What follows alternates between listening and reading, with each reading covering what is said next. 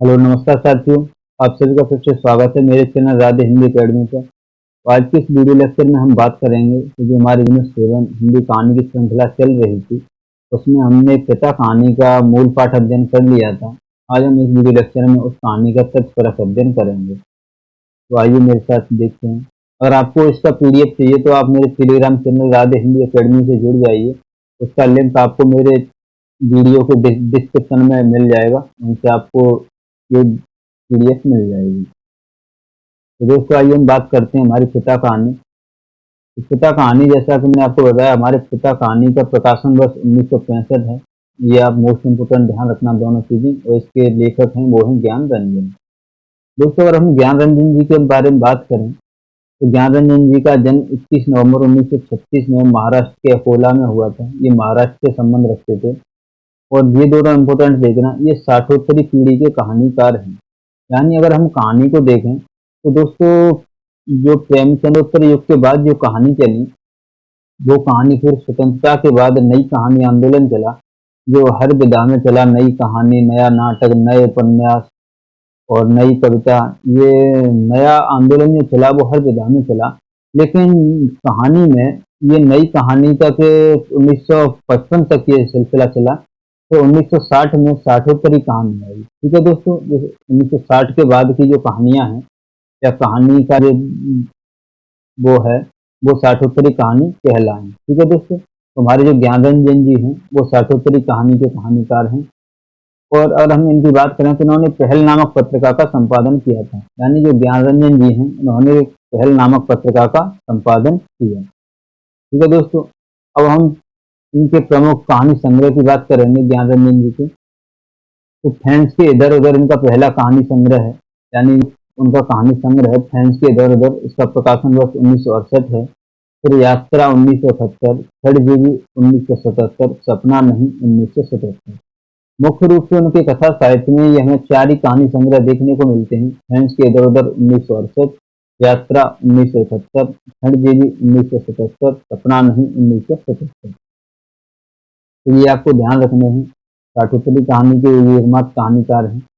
अब हम नेक्स्ट बात करें, अब हम आते हैं अपनी कहानी पर। तो हमारी कहानी है पिता। ठीक है दोस्तों, तो अगर हम पिता कहानी की बात करें तो इसका संकलन हमारे फैंस के इधर उधर, यानी जो उनका पहला कहानी संग्रह है फैंस के इधर उधर, इसी में इसका संकलन किया गया है, जिसमें 12 कहानियां संकलित हैं। ठीक है दोस्तों, तो फैंस के इधर उधर कहानी संग्रह में कितनी कहानियों का संकलन किया गया है? तो इसमें 12 कहानियों का संकलन किया गया है।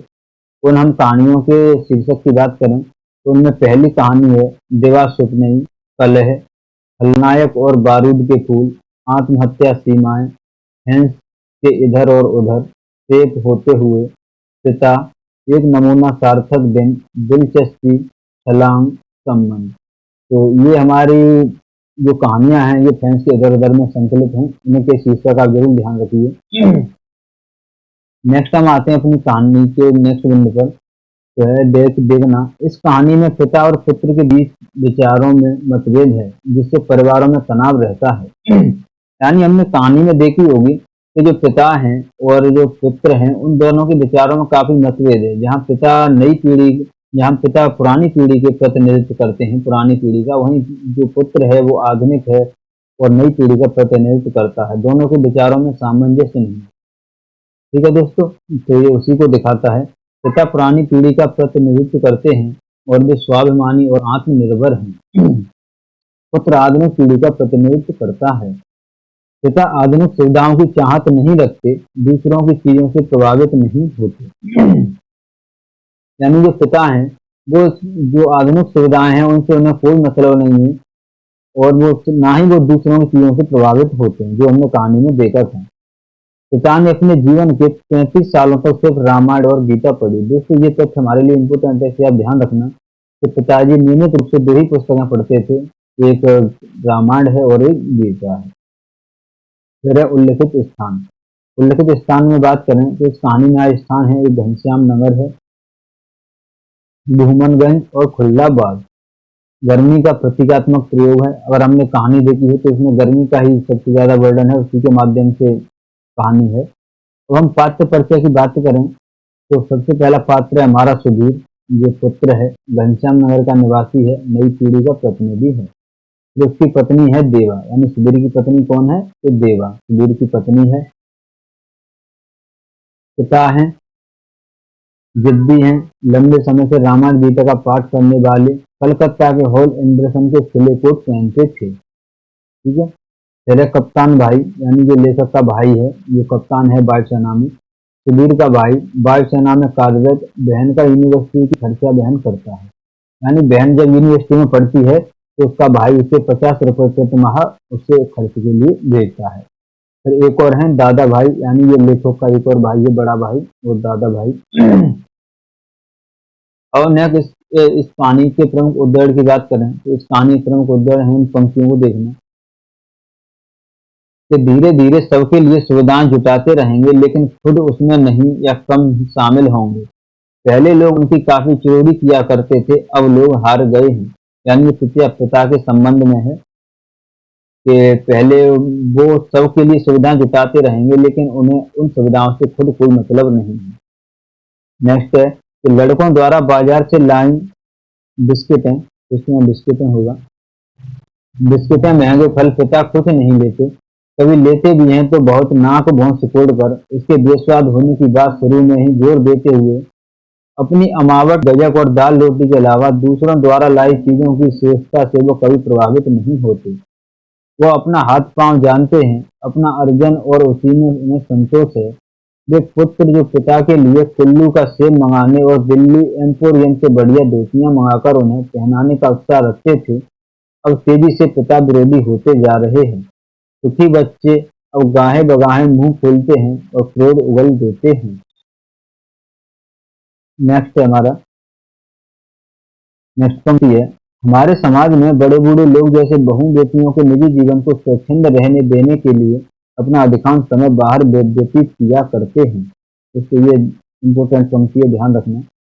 नेक्स्ट है हमारी, अगर कोई शीत युद्ध न होता पिता और पुत्रों के बीच तो वह उन्हें जबरन खींच के नीचे लाकर सुला देता, लेकिन उसे लगा कि उसका युवापन एक प्रतिष्ठा की जिद कहीं चुराए बैठा है। वह इस प्रतिष्ठा के आगे कभी बहुत मजबूर कभी कमजोर हो जाता है और उसे भुगत रहा है।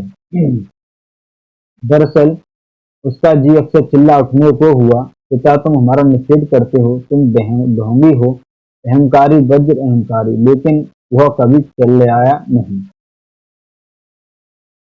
नेक्स्ट पंक्ति है हमारी कि बस कहीं उल्लू एक बिजन और बीभत्सा से बोल रहा है, रात्रि में शहर का आवास कुछ पलों के लिए मर सा गया है। उसको उम्मीद हुई कि किसी भी समय दूर या पास से कोई आवाज अकस्मात उठ आएगी, किसी टंटना जाएगी या किसी दौड़ती हुई ट्रक का तेज लंबा हॉर्न बज उठेगा और शहर का मरा हुआ आवाज पुनः जीवित हो जाएगा। पूरा शहर कभी नहीं सोता या मरता, बहुत से सोते हुए जान पड़ने वाले भी संक्षिप्त ध्वनियों के साथ या लगभग ध्वनिहीनता के बीच जगे रहते हैं। रात काफी बीत चुकी है और इस समय यह सब सोचना सिवाय सोने की कितना निरर्थक है।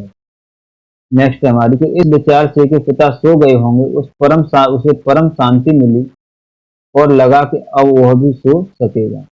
दोस्तों ये हमारी इंपोर्टेंट पंक्तियां थी जो परीक्षा में पूछी जा सकती हैं, वो मैंने आपको बताऊं, और जो भी तथ्य इस कहानी से जुड़े हुए थे वो मैंने आपको बता दिए हैं। तो मिलते हैं दोस्तों अब नेक्स्ट वीडियो में। धन्यवाद।